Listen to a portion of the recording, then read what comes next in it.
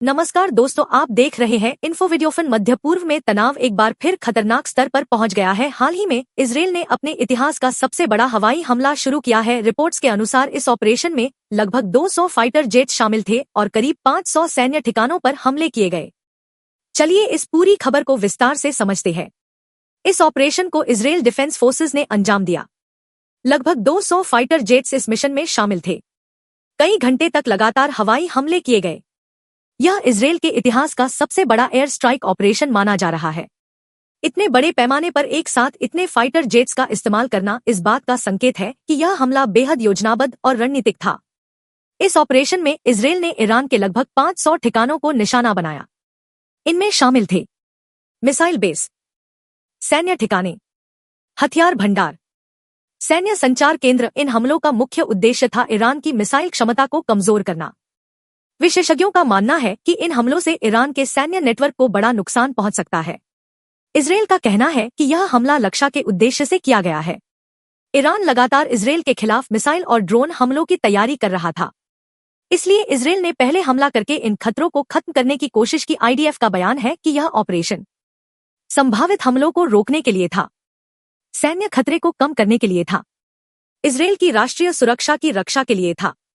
इस हमले के बाद पूरे मिडिल ईस्ट में तनाव बढ़ गया है।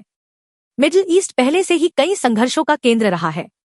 इस क्षेत्र में शामिल प्रमुख देश है Israel, Iran, Saudi Arabia, Syria, Iraq. अगर ईरान इस हमले का जवाब देता है तो यह संघर्ष और भी बड़ा हो सकता है। विशेषज्ञों का मानना है कि इससे पूरे क्षेत्र में अस्थिरता बढ़ सकती है। अब दुनिया की नजर ईरान की प्रतिक्रिया पर है। अगर ईरान जवाबी हमला करता है तो मिसाइल हमले हो सकते हैं, ड्रोन हमले बढ़ सकते हैं, समुद्री मार्ग प्रभावित हो सकते हैं। मिडिल ईस्ट में कई रणनीतिक समुद्री रास्ते भी हैं जिनसे दुनिया की ऊर्जा सप्लाई गुजरती है।